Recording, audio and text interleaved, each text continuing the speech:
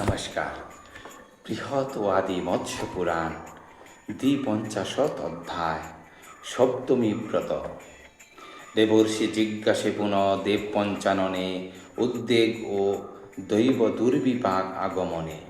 মানবের কি কর্তব্য হইবে তখন, কৃপা করি আমাকে বলুন ত্রিলোচন। মৃত বৎসা রমণী সকল কি প্রকারে করিবে অভিষেকাদি শাস্ত্র অনুসারে।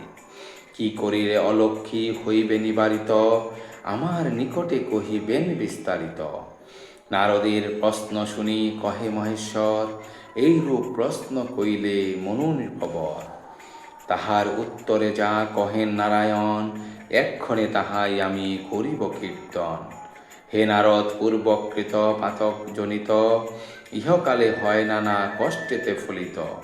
কাহারও ইষ্টজন বিয়োগ দ্বারায়, কাহার দুর্গতি কেহ রোগের জ্বালায়। অকালে শিশুগণ যায় যমলোক, পরয়ে মানবগণ নানান বিপাকে। যমলোকে পরয়ে মানবগণ নানান বিপাকে। সকল পাতক হার ও কল্যাণকর, এক স্নান কীর্তন করিব তপর।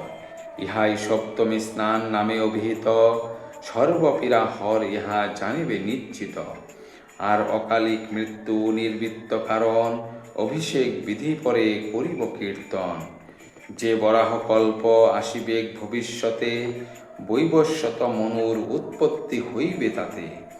সেই কল্পে কৃতবীর্য নামে নরেশ্বর, জনমিবে হৈহহ বংশের ধুরন্ধর। ১০০ পুত্র তার হইবে উদ্ভূত, চ্যবন ঋষির পাশে হইবে ভস্মীভূত।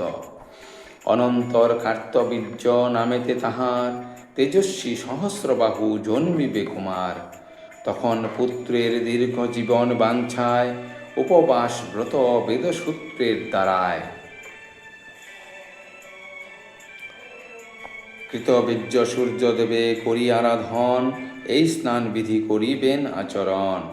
তার প্রতি তুষ্ট হয়ে দেবতা তপন, এ সপ্তমী স্নান বিধি করিবে কীর্তন। সূর্যদেব কহিবেন ওহে নরেশ্বর, আর নাহি করো তুমি তপক্লেশ বর। এক্ষণে তোমায় আমি করি বরদান, জনম লভিবে তব দীর্ঘায়ু সন্তান। তথাপিও সবাকার হিতের কারণ, পাপ হর স্নান বিধি করিব কীর্তন। হে নারদ, যাহা কহিলেন বিবস্বান, মৃতবৎসা রমণীর হইলে সন্তান। সপ্তম মাসের মধ্যে সপ্তমী তিথিতে, এ সকল স্নান বিধি সাধিবে বিধিতে। ব্রাহ্মণের বাচনান্তে অভিজ্ঞ যে জন, গ্রহ নক্ষত্রের বল করি দর্শন। বালকের জন্মতিথি নক্ষত্র যে আর, বিধিমত অবশ্য করিবে পরিহার। গোময় দ্বারায় লিপ্ত করি ভূমিতল, বিধিমত প্রজ্জ্বলিত করিয়া অনল। রক্তশালী তণ্ডুলেতে গক্ষীর দানিয়া, পাক করিবে চরু বিধান মানিয়া। সেই পক্ষ চরু করি মন্ত্র উচ্চারণ, রুদ্র আর সূর্যকে করিবে নিবেদন। সূর্যদেব সপ্তরিক মন্ত্র অতপর, বিধিমত উচ্চারণ করি দ্বিজবর। রুদ্র সূক্ত পাঠ করি রুদ্রের উদ্দেশ্যে, ঘৃতাহুতি দান করিবেন সবিশেষে। ইহাতে পলাশ আর অর্ক সমিধিতে, হোম করিবার বিধি কহি শাস্ত্রমতে। জব আর কৃষ্ণতিল দ্বারা পুনর্বার, হোমের বিধান হয় ৮০০বার। পুনরায় উচ্চারণ করিয়া ব্যাহতি, আজ্য দ্বারা ৮০০ দানিবে আহুতি। এইরূপে হোম করিবেক স্নান, ইহাতে হইবে তার মঙ্গল বিধান। পরে বেদী দর্ভ করেতে ব্রাহ্মণ, চারিকোণে ৪ কুম্ভ করিবে স্থাপন।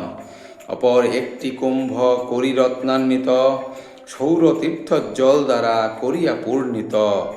দধীয় অক্ষত যুক্ত করি বিধিমতে, স্নাপন করিবে ৪ কুম্ভের মধ্যেতে। সকল কুম্ভই সর্ব ঔষধির সহিত, বিধিমত পঞ্চগর্বে করিবে অন্বিত। পঞ্চরত্ন ফল পুষ্প ও নববসনে, সমুদয় কুম্ভগুলি রহিবে বেষ্টনে। গজস্য স্থান নদী সঙ্গমাদি হইতে, ভূমি আনি নিক্ষেপিবে সকল কুম্ভেতে। বস্ত্র মাল্য ভূষণাদি দ্বারায় সজ্জিত, যথাশক্তি সপ্ত নারী হইয়া পূজিত।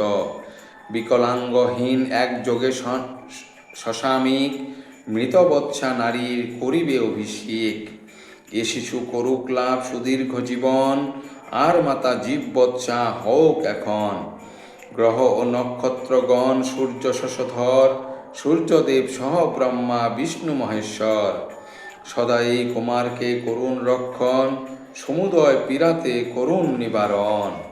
সেই সপ্ত রমণীকে আর গুরু বরে, ও ভক্তি ভরে অর্চনা করিবে অতঃপরে। সমনের স্বর্ণমূর্তি করিয়া নির্মাণ, তাম্র পাত্রে গুরুদেবে করিবে প্রদান। বস্ত্র হেম রত্ন আদি করিয়া অর্পণ, পায়সাদি দ্বারা বিপ্রে করাবে ভোজন। ভোজনান্তে গুরুদেব মন্ত্র উচ্চারণে, আশীর্বাদ দিবেন শিশুকে সেই ক্ষণে। যথামন্ত্র এ বালক দীর্ঘায়ু হোক, শতবর্ষ ব্যাপী সুখে বসতি করো। ব্রহ্মা বিষ্ণু রুদ্র সহ সর্বসুরগণ, এ শিশুকে সর্বদাই করুণ রক্ষণ। অনন্তর গুরুদেবে করিয়া সম্মান, একটি কপিলা গাভী করিবে প্রদান।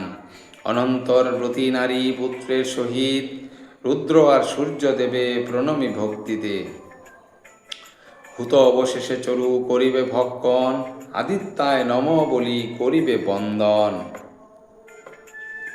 দুর্ঘটনা উদ্বেগ দুঃস্বপ্ন প্রভৃতিতে, এই কর্ম করিবে ভক্তির সহিতে।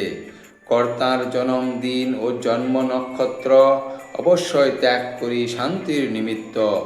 শুদ্ধ মনে শুক্লপক্ষে সপ্তমী তিথিতে, পূজা স্নান কার্য করিবে বিধিমতে। এইরূপ পূজা কর্তা মানব কখন, অবসন্ন নাহি হন শুনহ রাজন। এরূপে সপ্তমী ব্রত করিয়া কীর্তন, দিবাকর তৎক্ষণাৎ অন্তর্হিত হন। হে নারদ, এই ব্রত পুত্র আয়ুষ্কর, ও সকল প্রকারের দুষ্ট বিঘ্নহর। বালক দিগের ইহা আয়ু বৃদ্ধি কর, এ সপ্তমী ব্রত স্নান সর্বপাপ হর। অনন্য মানসে ইহা যে করে শ্রবণ, তাহার সকল সিদ্ধি শাস্ত্রের বচন।